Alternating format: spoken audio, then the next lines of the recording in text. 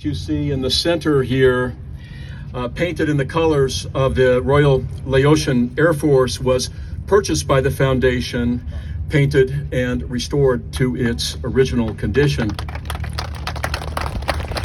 Eventually, the plane will be repurposed to be placed atop the National Lao-Hmong Memorial.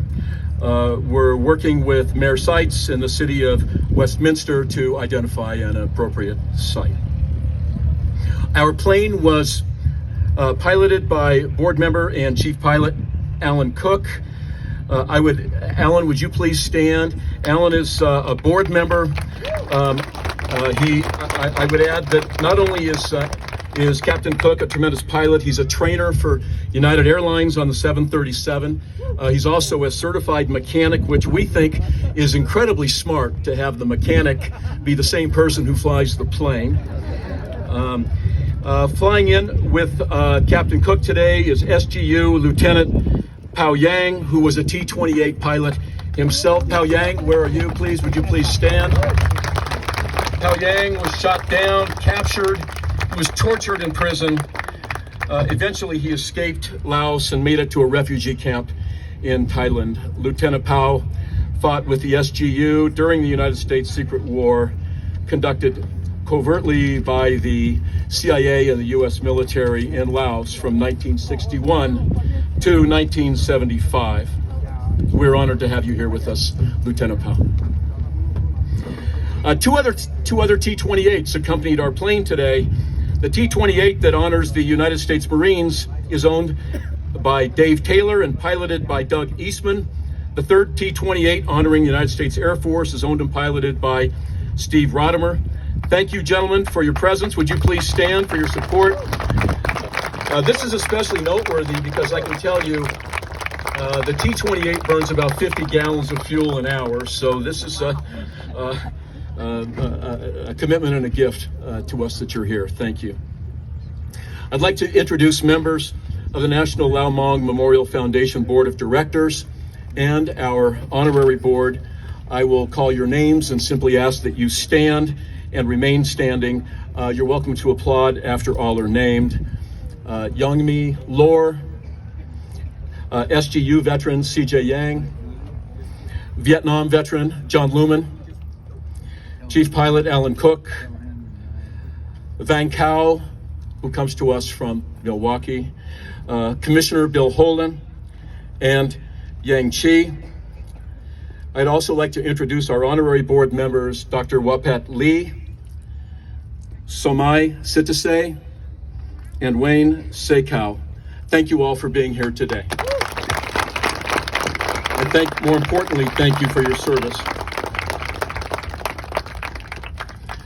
I especially want to acknowledge board members Yang Chi and Bill Horan. The efforts to bring about this memorial began long before I became involved. And their faith and persistence, despite setbacks, bring us to this day. Thanks to both of you gentlemen. We appreciate you. I would also like to acknowledge the designer of the memorial. I hope everyone had an opportunity to see the mock-up of the memorial as you came in. The designer of that memorial is Mr. Ed Dwight. Ed, would you please stand? Thank you for being here. You can learn much more about this good man in an hour-long documentary on his life made by the Smithsonian Channel. Ed served in Vietnam as a fighter pilot. He became the first black candidate in the U.S. astronaut program. He's a world-renowned sculptor with experience creating national memorials across the country. His passion for our project was born during his experience in Southeast Asia, and we couldn't be more honored that this memorial is being designed and implemented by a patriot of this man's caliber. Ed, thank you very much. The mission of the National Lao-Hmong Memorial Foundation is to acknowledge, honor, and educate the public about the more than 35,000 Lao-Hmong and over 700 Americans who died during the Secret War. We believe it is also important to represent the peaceful lives of the Lao-Hmong people, mostly farmers, who joined with the United States in the interest of preserving freedom and the fundamental human right of self-determination.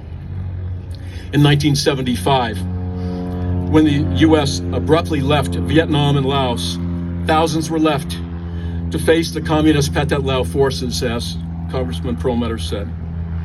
The Pathet Lao were determined to commit genocide on the freedom-loving people in Laos. Many Lao-Hmong people managed dangerous escapes to refugee camps in Thailand.